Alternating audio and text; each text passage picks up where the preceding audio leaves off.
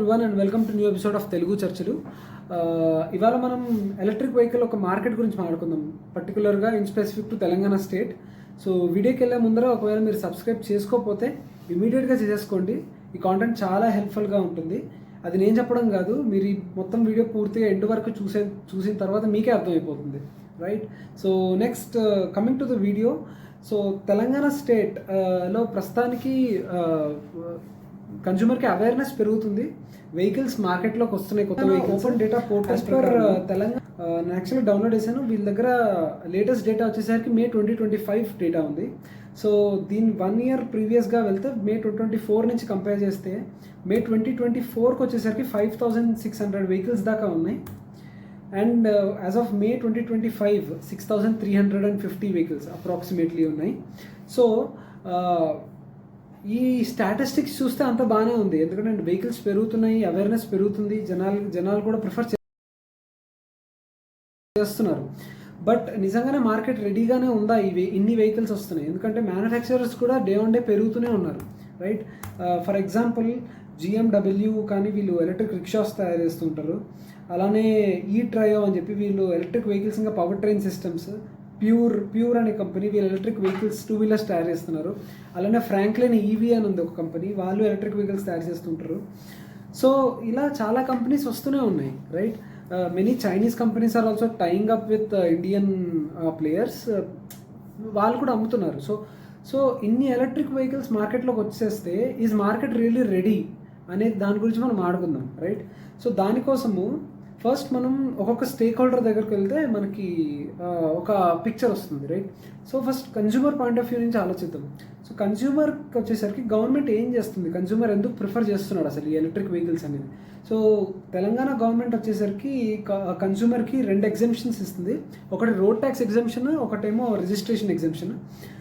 Of course 100% waiver ఉంది ఈ రెండింటి మీద. But first criteria 2-wheeler electric vehicles కి మాత్రము 100% వేవర్ ఉంది. సిమిలర్ గా 3-wheelers కి వచ్చేసరికి ఫస్ట్ 20,000 వెహికల్స్, 4-wheelers కి వచ్చేసరికి first 5,000 vehicles, so and so fourth. ఈ డేటా మీరు చూడొచ్చు, ఇది నీతి ఆయోగ్ వెబ్సైట్ నుంచే తీసుకున్నాను. ఈ రకంగా గవర్నమెంట్ ఏం చేస్తుందంటే ప్రమోట్ చేస్తున్నారు ఎలక్ట్రిక్ వెహికల్స్ యూసేజ్ మీద. బట్ ఇన్ని ఎలక్ట్రిక్ వెహికల్స్ వచ్చేసరికి అఫ్కోర్స్ మ్యానుఫ్యాక్చరర్స్ ఏం చేస్తున్నారంటే ఎలక్ట్రిక్ వెహికల్స్ ఏదైతే ఉందో డైరెక్ట్ ఛార్జింగ్ ఫెసిలిటీ కోసం ఇంట్లో 3 points సరిపోతుంది. But through out the city ఒకవేళ తిరగాలంటే ఎలక్ట్రిక్ వెహికల్స్, రేంజ్ యాంగ్జైటీ అనే థాట్ మాత్రము ప్రతి కన్జ్యూమర్కి ఫేస్ అవుతున్నాడు యాక్చువల్గా అది. సో ఆ రేంజ్ యాంగ్జైటీ కోసము మన ఛార్జింగ్ ఇన్ఫ్రాస్ట్రక్చర్ ఎలా ఉంది దాని గురించి మనం మాట్లాడుకుందాం, రైట్? సో కరెంట్లీ మన తెలంగాణలో as of April 2025 Telangana, right, around 976 charging stations ఉన్నాయి, రైట్?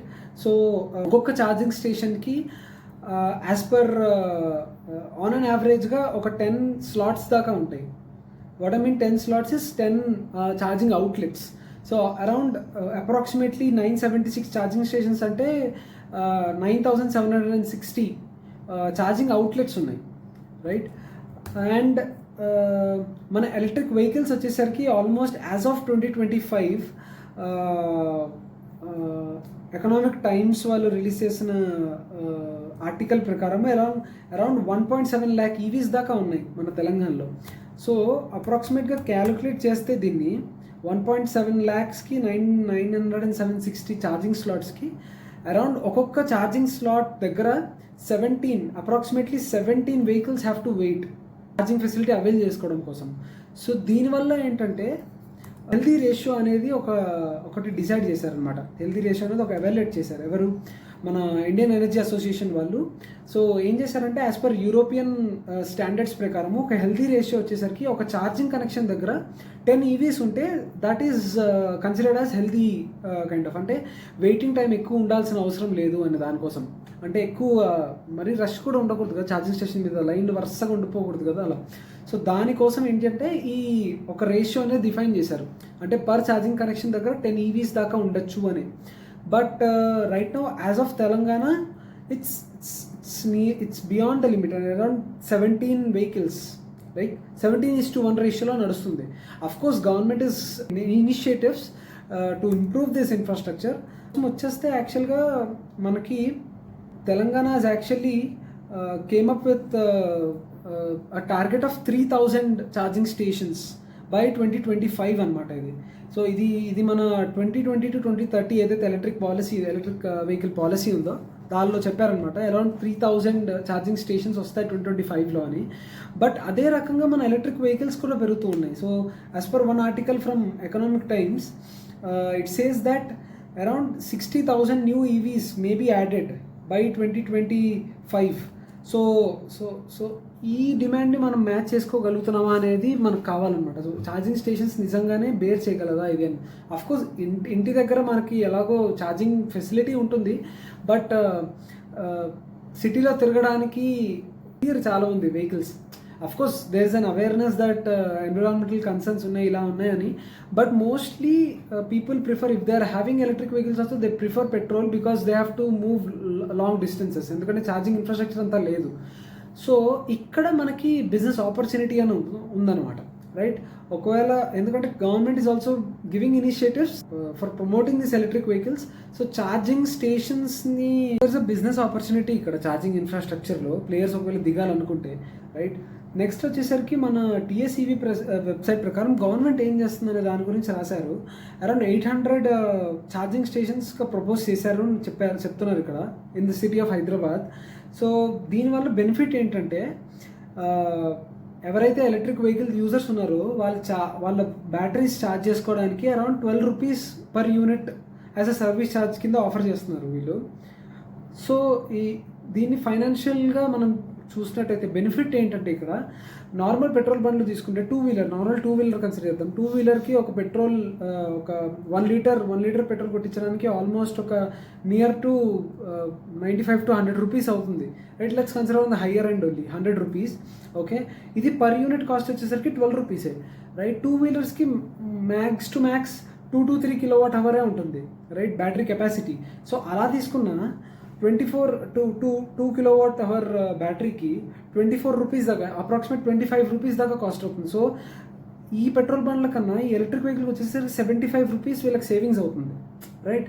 సో కస్టమర్ ఆ పాయింట్ ఆఫ్ వ్యూలో చూస్తున్నాడు, బట్ ఆ ఇన్ఫ్రాస్ట్రక్చర్ అంత లెవెల్లో లేదు ఇప్పుడు మన మార్కెట్కి వచ్చేసరికి. అంత ఇంకా డెవలప్ అవుతూనే ఉంది. This just about status about what's there, but I'm just telling that ఇంకా చాలా ఆపర్చునిటీస్ ఉన్నాయి కొత్త ప్లేయర్స్కి ఈ ఛార్జింగ్ ఇన్ఫ్రాస్ట్రక్చర్లో, right? Now let's get on to the maintenance point of view, right? Now నార్మల్గా మన ఈ ఎలక్ట్రిక్ వెహికల్స్కి వచ్చేసరికి నేను మాట్లాడిన డిస్ట్రిబ్యూటర్స్తో కానీ డీలర్స్తో కానీ వాళ్ళు ఏమన్నారంటే, మ్యాక్స్ టు మ్యాక్స్ ఒక 1-2 months, ఒక 12 months, 6 to 12 months దాకా అసలు ప్రాబ్లమ్ ఏం రాదు, మేజర్ ప్రాబ్లమ్స్ ఏం రాదు. బట్ బేసిక్ సర్వీస్ మాత్రం ఉండాలి. 1-2 monthsకి ఒకసారి వెహికల్ చెక్ చేయిస్తూ ఉంటే కొంచెం బెటర్. అఫ్కోర్స్ ఇది యూజర్ వాడే విధానం బట్టి కూడా ఉంటుంది. ఒకవేళ మరీ ర్యాష్గా వాడితే మరి అప్పుడు మేజర్ చేంజెస్ రావచ్చేమో. బట్ అది కన్సిస్టెంట్గా నార్మల్గా నీట్గా వాడుతూ ఉంటే ప్రాబ్లం ఏం రాదన్నారు. సో రెగ్యులర్ చెకప్స్ లాంటిది అంటే బ్యాటరీ డయాగ్నైజింగ్ కానీ ఇలాంటివి చేయిస్తూ ఉండాలి. సో మెయింటెనెన్స్ అనేది కూడా పెద్ద ఇష్యూ కాదు, రైట్, ఎలక్ట్రిక్ వెహికల్స్కి వచ్చేసరికి. బట్ సర్వీస్ నెట్వర్క్ ఉందా లేదా అనేది ఇంపార్టెంట్. రీసెంట్గా ఓలాది ఒక ఇన్సిడెంట్ అయింది, not to point out it, but ఏంటంటే వాళ్ళ సర్వీస్ నెట్వర్క్ అంత ఉండకపోవడం వల్ల వెహికల్స్ అన్ని ఎలక్ట్రిక్ వెహికల్స్ ఏవైతే సర్వీస్కి వచ్చాయో అలా వరుసగా జస్ట్ వాళ్ళ షోరూమ్ బయట అలా పార్క్ చేసి పెట్టేశారు. దానివల్ల బాగా క్రౌడెడ్ అయిపోయింది ఆ ఏరియా. సో అది బాగా ట్వీట్ అయింది. యాక్చువల్గా ఒక కమిడియన్ కూడా బాగా దాన్ని ట్రోల్ చేస్తూ చేశాడు కమెంట్లో. Of course not going in to that issue, but just చెప్తున్నా ఎందుకంటే సర్వీస్ నెట్వర్క్ కూడా ఎంత ఇంపార్టెంట్. అఫ్కోర్స్ మెయింటెనెన్స్ అనేది ఇక్కడ చాలా నలిఫై చేసేస్తున్నాం ఎలక్ట్రిక్ వెహికల్స్కి వచ్చేసరికి, but service network is much more important. ఎందుకంటే ఎంత సర్వీస్ నెట్వర్క్ ఉంటే అంత మనకి యాక్సెసిబిలిటీ ఉంటుంది కన్స్యూమర్స్కి, రైట్? సో దానివల్ల కూడా ఇలాంటి ఇష్యూస్ అన్నీ చాలా తగ్గుతాయి. సో మెయింటెనెన్స్ అనే పాయింట్ ఆఫ్ వ్యూ నుంచి కూడా బిజినెసెస్కి మంచి ఆపర్చునిటీ ఉంది ఎవరైతే స్టార్ట్ చేయాలనుకుంటున్నారు, రైట్?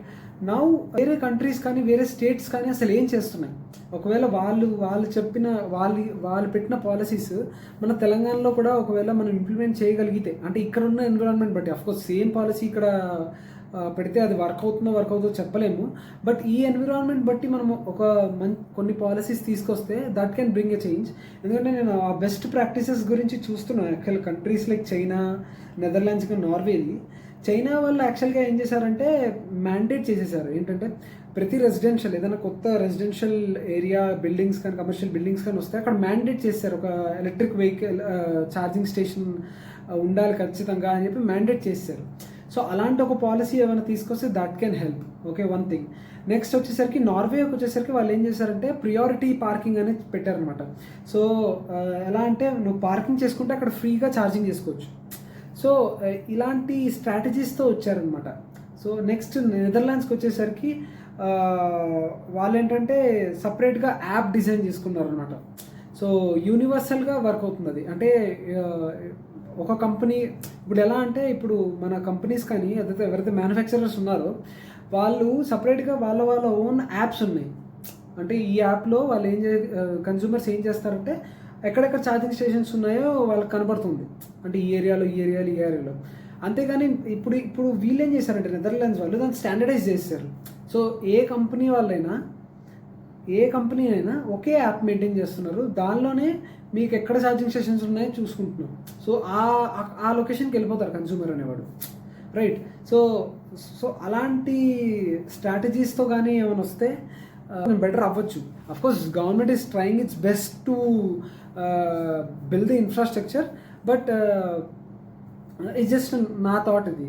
వీడియో కానీ మీకు నచ్చినట్టయితే ఇప్పటిదాకా ఎవరైతే ఉన్నారో వీడియో ఎండ్ వరకు ఒకవేళ నచ్చినట్టయితే stay tune to my channel. And ఇంకా మంచి ఇంట్రెస్టింగ్ కేస్ స్టడీస్తో వస్తాను. Until then bye.